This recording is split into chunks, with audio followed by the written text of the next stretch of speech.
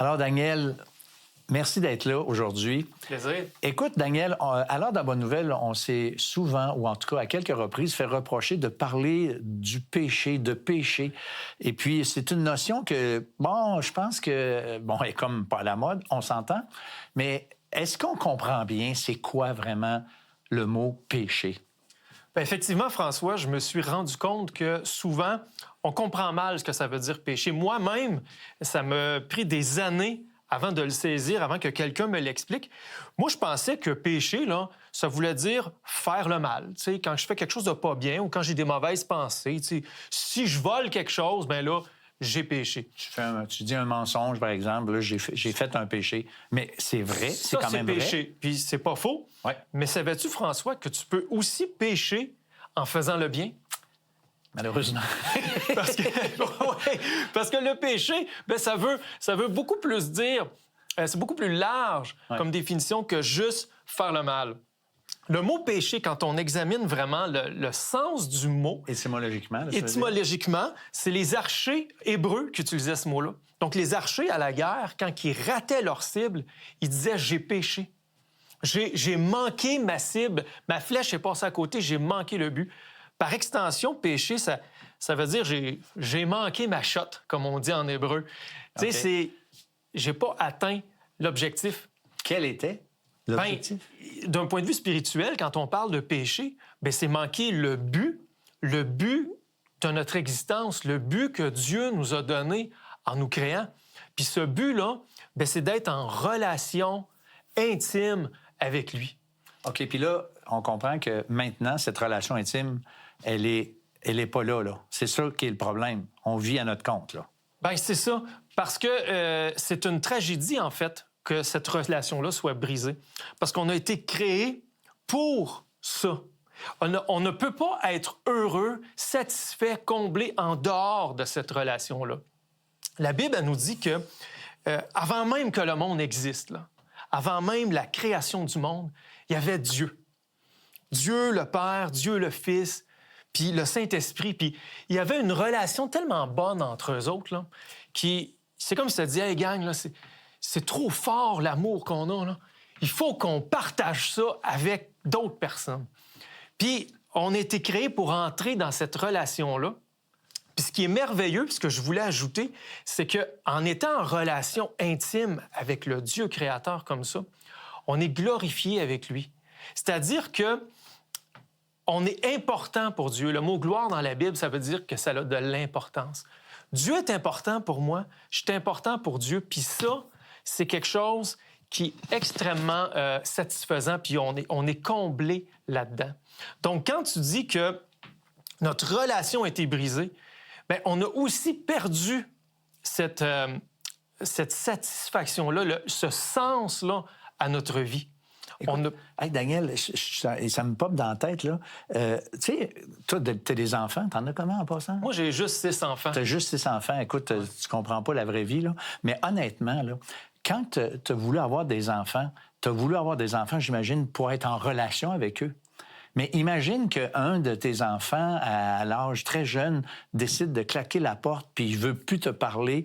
Alors, c'est pas pour ça que tu l'avais mis au monde. Tu sais, je sais bien, on n'a pas grand-chose à faire, mais c'est pas pour ça que tu as élevé ces enfants-là. Mais malheureusement, et toi, tu souffres là-dedans, mais l'enfant aussi va souffrir. Puis je trouve que c'est un topo de l'histoire de Dieu avec la création. En tout cas, je trouve que ça ressemble. C'est une super bonne comparaison parce que faut comprendre que mon enfant, il n'a pas besoin de faire le mal pour briser la relation. Il a juste besoin de vouloir vivre sa vie sans moi. De toi, voilà. Puis ça, ben peut-être qu'il va vivre une bonne vie, peut-être que je suis pas un bon parent, mais l'affaire, c'est que nous, dans notre relation avec Dieu, ben c'est complètement différent. On a besoin de cette relation-là. Puis ce qu'il faut comprendre, moi, ce que j'aime à penser, c'est que on n'aime pas ça parler du diable, c'est un petit peu comme parler du péché, là. Mais à quelque part, il y a son rôle à jouer dans l'histoire. Hein? Ouais. Puis quand la Bible nous dit que le diable, lui, ce qu'il voulait le plus au monde, là, c'était la gloire de Dieu. Il voulait recevoir la gloire de Dieu. Alors, imagine la scène, là. Imagine la scène quand Dieu a créé le monde. Puis là, le diable, il voit ça, lui, là, il est spectateur de ça. Là. Pouf, l'univers, wow, c'est glorieux, tout ça. Là. Puis la terre, wow, la vie. Puis là, Dieu crée l'être humain, puis le diable est sûrement très impressionné de ça. Mais là, il voit que Dieu crée l'être humain à son image. Puis il lui dit, je vais partager ma gloire avec toi. On va être en relation ensemble. Tu vas me glorifier, je vais te glorifier, tu vas être important pour moi, je vais être important pour toi. Dieu m'a donné ce que le diable a toujours voulu. Et il n'y a personne dans l'univers qui est plus jaloux de l'être humain que le diable. Parce que Dieu nous donne ce que lui voulait, ce que lui a perdu. Alors, qu'est-ce que quelqu'un qui est jaloux, qu'est-ce qu'il fait? Ouais, mais il ne veut pas que tu aies la même affaire. Puis ça, avec 6 enfants, tu l'as sûrement vécu. Mais lui, il a eu ça, je ne vais pas correct. Si moi, je ne peux pas l'avoir, ben, tu ne l'auras pas toi non plus. C'est pour ça que le but du diable, c'est exactement le contraire du but de Dieu. Il veut briser ma relation avec Dieu pour que je ne partage plus sa gloire avec lui. Puis c'est pour ça que dans Romains 3, 23, on peut lire que tous ont péché et sont privés de la gloire de Dieu. L'outil que le diable utilise pour me priver de la relation avec Dieu, puis de me priver de sa gloire, c'est le péché, puis c'est logique. Parce que si je coupe ma relation avec Dieu, là, c'est terminé. Ma relation est brisée. Puis là, le diable est content, puis tout le monde a perdu. Puis la réaction de tout être humain là-dedans, c'est que là, on se retrouve avec un vide intérieur. Ce vide-là, que cette relation-là, le fait que je me sente important pour Dieu, le fait que j'ai une relation avec lui, c'est plus là. Écoute, la même affaire, l'enfant, là, mettons l'enfant qui a quitté la maison quand il était tout jeune, imagine que 12 ans ou 8 ans, et là, lui, il se retrouve à la rue, il est comme dépourvu. Pour de vrai, c'est un drame pour lui. Puis c'est ça qui est triste avec le péché, c'est que on pense qu'on a bien fait la job, puis on est orgueilleux, puis on dit on veut pas, on veut continuer de manger dans les poubelles, on aime ça. Voyons. Non, c'est ça. On est tous les êtres humains, on a tous péché à quelque part, on a tous brisé notre relation avec Dieu. Ouais. Puis la tragédie, c'est qu'on est tous profondément malheureux, il nous manque tout quelque chose. Puis on n'en a pas trop conscience, on essaie de combler ça de toutes sortes de façons. Jésus l'a bien illustré quand il a rencontré un jour une femme sur le bord d'un puits, puis il faisait chaud cette journée-là, puis il avait soif, puis il s'est servi de l'eau pour donner une illustration de ça, qu'on va essayer de n'importe quoi pour combler le vide qui est en nous à cause de notre manque de relation avec Dieu. Puis il va prendre de l'eau, il va dire dans Jean 4, il va dire à la femme, « Toute personne qui boit de cette eau-ci aura encore soif. » C'est une illustration des choses terrestres. Tu peux boire autant, hein? Tu peux dire, « Ah, ben moi, là, j'ai soif d'envie, là, je veux donner du sens à ma vie, là. » C'est la famille qui va donner un sens à ma vie. Puis là, tu bois de cette eau-là. Mais là, tu te rends compte que tu as encore soif.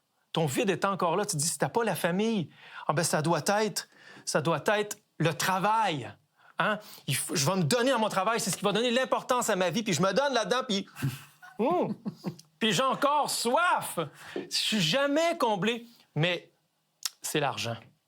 C'est l'argent. L'argent va combler mon vide intérieur. Hein? Ah, je vais boire à l'eau de l'argent, puis là, je vais être bien.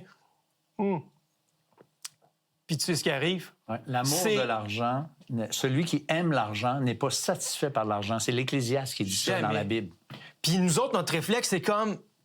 Le problème, c'est que ça me prend plus d'argent.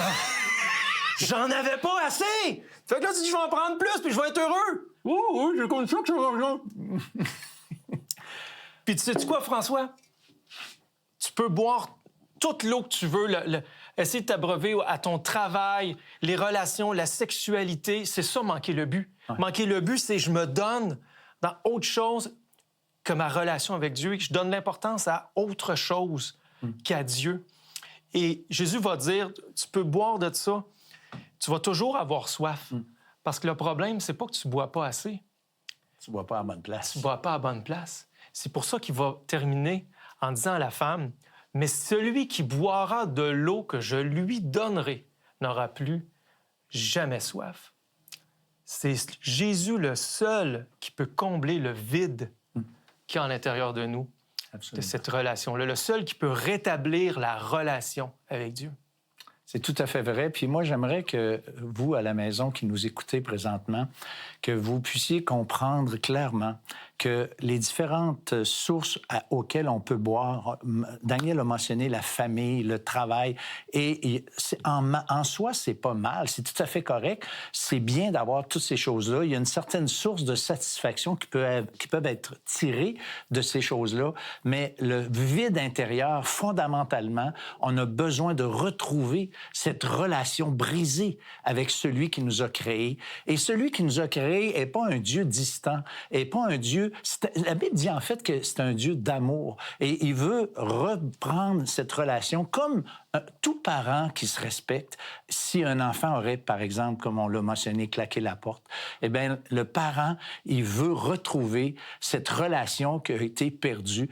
Même si l'enfant n'a pas été correct, c'est certain que si l'enfant revient, comme dans cette fameuse parabole du fils prodigue qu'on retrouve dans l'Évangile de Luc, bien, le père court littéralement pour aller à la rencontre de son fils qui était perdu, comme il le dit, parce qu'il avait quitté la maison paternelle. Et le père était tout plein de désir de revoir son fils avec lui pour qu'il puisse encore jouir de cette relation qui avait été perdue. Alors, c'est l'invitation que Dieu nous fait pour chacun d'entre nous de revenir en relation et en pleine dépendance de ce Dieu créateur qui nous a tant aimés, qu'il a donné son Fils unique, afin que nous puissions retrouver cette relation.